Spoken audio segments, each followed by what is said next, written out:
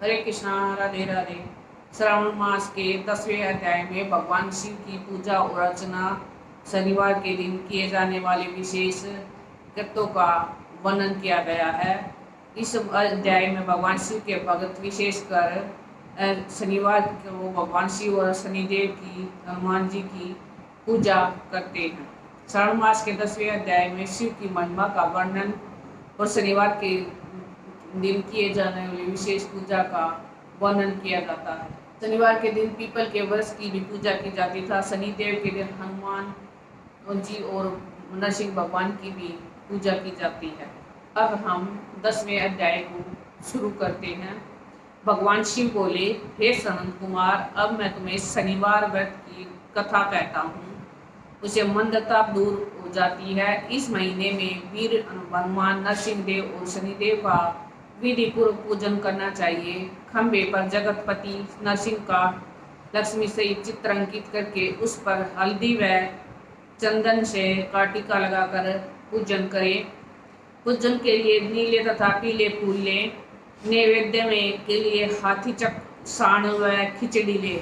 स्वयं भी खिचड़ी का प्रसाद ग्रहण करें। फिर ब्राह्मणों को भोजन खिलाकर भगवान नरसिंह को स्नान तिल के तेल का अथवा शुद्ध दर्द का प्रयोग करें। शनिवार को प्रत्येक कार्य हेतु तेल को सर्वोत्तम कहा गया है। उस दिन सुहागिनों तथा ब्राह्मणों को भी शरीर पर मलने के लिए तेल ही दे।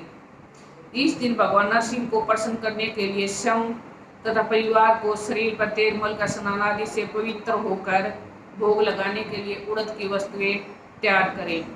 इस प्रकार इस मास में सभी शनिवारों को व्रत करें। इससे व्यक्ति के घर में लक्ष्मी का वास होता है, धन धान्य की होता, पुत्र की प्राप्ति होती है। व्यक्ति को मरने के पश्चात मोक्ष मिलता है। जीवित अवस्था में उसे संसार के समस्त सुख प्राप्त होते हैं। शिव बोले, हे सनत कुमार, मैं तुम्हें भगवान नरसिंह के व्रत का सर्वोत्तम विधि बतलाता हूँ। ध्यान पूर्वक सुनो। एक कथा है जो ध्यान पूर्वक सुनो। एक लंगड़े ब्राह्मण या दूसरे ब्राह्मण को तिल के तेल से उसके संपूर्ण शरीर में मालिश कराकर पर गर्म पानी से स्नान कराकर उसे नरसिंह व्रत की विधि से भोजन कराकर शनि के प्रतीक के रूप में उसे लोहा तिल अथवा तेल का दान दे। उस समय मन में यह भाव रखे, इस प्रकार शनिदेव प्रसन्न होंगे। शनिदेव की अर्चना के लिए तिल, चावल और उड़द का सर्वोत्तम माना गया है। शिव बोले, हे सनत कुमार, अब मैं तुम्हें यह बतलाता हूँ कि शनिदेव का ध्यान कैसे लगाया जाता है। शनिदेव काले रंग के होते हैं। उनका गोत्र कश्यप तथा जाति मंद है। उनका जन्म स्थल सौराष्ट्र देश है। सूर्य नारायण पुत्र का वर देते हैं। वह इंद्र नीलमणि के समान कांतिमान है। बाण, धनुष तथा त्रिशूल के अस्त्र है।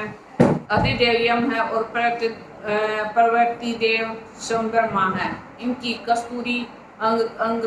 इनको कस्तूरी अगरू, चंदन तथा गूगल प्रिय है तथा नैवेद्य में इनको खिचड़ी अच्छी लगती है। शनिदेव की पूजा के लिए लोहे की तस्वीर स्थापित कराकर दान के लिए काले वर्ण का ब्राह्मण चुनना चाहिए।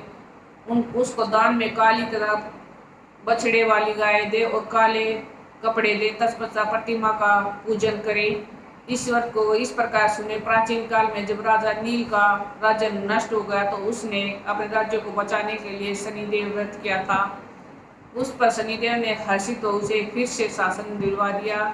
प्राणी का मन में यह धारण करे कि शनिदेव मुझ पर प्रसन्न हो, पूजा करनी चाहिए। जो प्राणी इस विधि से श्रावण मास में शनि का व्रत करेंगे उन्हें जीवन में शनि का कोप का शिकार नहीं होना पड़ेगा। प्राणी को चाहिए कि वह शनिदेव को इस प्रकार पूजा करे कि हे शनिदेव, समान कीर्तिमान बहुत अधिक मंद ब्राह्मी छा नामक स्त्री से सूर्य द्वारा उत्पन्न हो, मैं ऐसे शनिदेव को बारंबार प्रणाम करता हूँ। मंडल कोण में स्थित पिंगल नाम वाले शनिदेव को मैं प्रणाम करता हूँ। हे देवाधिदेव, आप मुझे अतिथिहीन पर अपना वरद वस्त्र रखकर मेरा कल्याण करे। इस विधि से प्रार्थना द्वारा बार बार नमस्कार करना चाहिए। पूजा करते समय शनि देव मंत्र का उच्चारण करना चाहिए। शूद्र के लिए नाम मंत्र तथा अन्य 3 वर्णों के लिए वैदिक मंत्र बतलाया गया है। मन में सावधान नियम द्वारा शनिदेव का पूजन करने वालों को कभी भी स्वयं में स्वपन में भी भय नहीं लगता। श्रावण मास में श्रद्धा व विनय से पूजा करने वाला पीड़ा नहीं सताती है। पीड़ा तब मिलती है जब शनि जन्म राशि प्रथम द्वितीय चतुर्थ या पंचम सप्तम अष्टम नवम व द्वादश घर में हो। ग्रह की शांति के लिए श्यामग्नि मंत्र का जाप करें, परंतु शनिदेव को प्रशांत इंद्र नीलमणि दान में दे। जी बोले, हे पुत्र, मैं अब तुम्हें हनुमान की प्रीति हेतु बतलाता हूँ। तिल के तेल को से हनुमान जी को अभिषेक करना चाहिए। रुद्र मंत्रों का जाप करें। सिंदूर को तेल में मिला उसका लेप हनुमान जी की प्रतिमा पर करें।